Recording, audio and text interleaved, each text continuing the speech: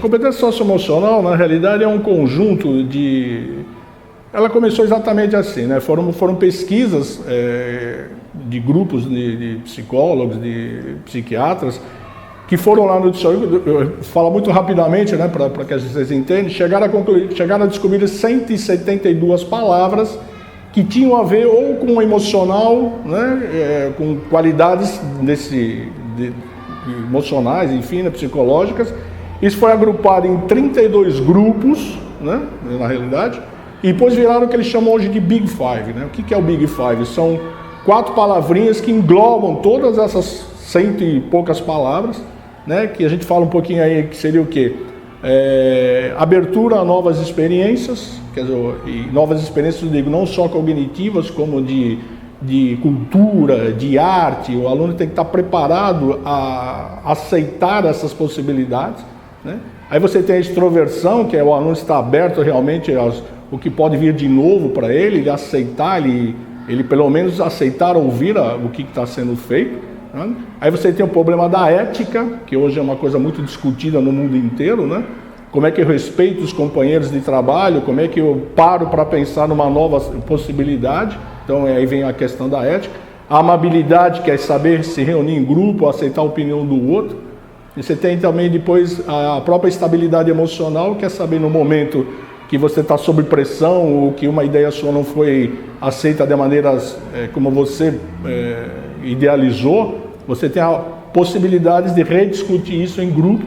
Então todas essas Big Fives que eu citei, né, que são essas características, como eu disse no início, os países hoje que detêm aí os primeiros lugares no PISA já trabalham isso dentro do próprio currículo. E como é que se trabalha isso? São atividades que são propostas para o aluno dentro das próprias atividades cognitivas, né, de conteúdo, para que ele, por exemplo, saiba se expressar em grupo, saiba como, por exemplo, um professor, a partir de um determinado desafio, ele consiga escutar quais são as soluções que os outros propõem. E aí você tem algumas linhas de trabalho, que é chamado ensino híbrido, que é uma coisa que também no Brasil está indo, uma grande revolução, que eu acredito para o século XXI, que nós já estamos, né? Que são possibilidades de se trabalhar com estações de conhecimento dentro de um mesmo grupo. Cada uma dessas estações desenvolve um trabalho, uma parte desse projeto, desta pesquisa, e isso é rodado entre os alunos, porque cada um possa, dentro das habilidades que ele tenha, contribuir para que se feche este projeto. Então todos os alunos podem opinar, podem discordar, podem pesquisar. E aí vem a questão que eu disse do professor sair da condição de senhor do saber e passar a ser o mediador. Ele não dá mais respostas, ele simplesmente encaminha o aluno para as descobertas.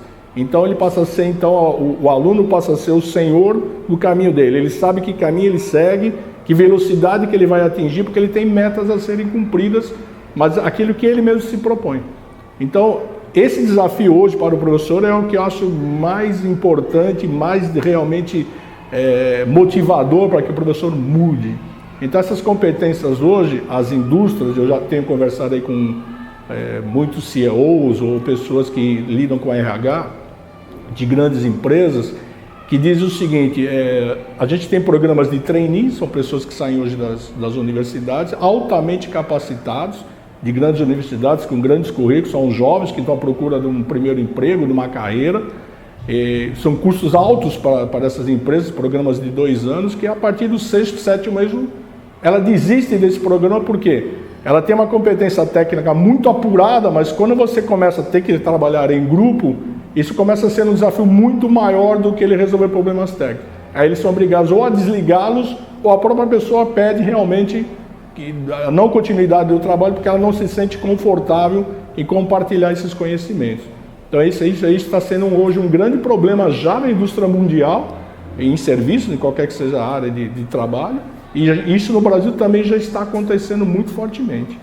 Aí eu tenho uma experiência bastante interessante, quando eu durante um tempo fiquei lá nos Estados Unidos trabalhando na Universidade da Singularidade, que eles trabalham muito com essas pesquisas, e foi feita uma proposta na época para se ver como é que essas competências eram utilizadas, e você colocou um anúncio no jornal para se contratar engenheiros químicos, receberam os currículos, fizeram as análises, como nós fazemos aqui no Brasil, através de que universidade que a pessoa vinha, qual era a experiência que ele tinha e todas essas coisas básicas. Chegou-se à conclusão, ou se definiu por 6 candidatos. E esses 6 candidatos, a proposta que foi feita para os chefes de RH, os americanos, era como que se decidiria entre os 6 qual seria o melhor para a empresa.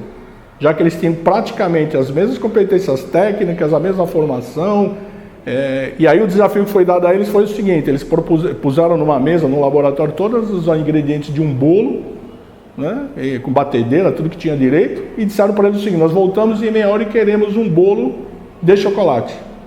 E saíram da sala e filmaram isso. Quer dizer, quem foi escolhido? Aquele que tinha habilidade suficiente para integrar com o grupo, buscar novas soluções, ter uma extroversão, estar aberto a novas experiências, para que nenhum deles, eram todos homens, nenhum deles tinha a menor ideia de como se fazia um bolo. Então, como é que eu busco essa solução? Aí você consegue, além de ter toda a parte técnica analisada, também ter analisado como é que ele se sai numa condição completamente inesperada. Então, isso é o que o mundo hoje já está precisando, né? Eles falam isso muito para os alunos, né? Os alunos que hoje estão entrando aí na infantil, que estão hoje no Fundamental 1, eles vão estar formados no médio daqui 10, 12 anos, né? Que profissão que ele terá? Não tem a menor ideia. As profissões surgem de uma maneira que você nem imagina, né? Hoje você tem engenharia de genética, você tem nanotecnologia, coisas que 4, 5 anos atrás não existiam. Então esses são os grandes desafios hoje da educação.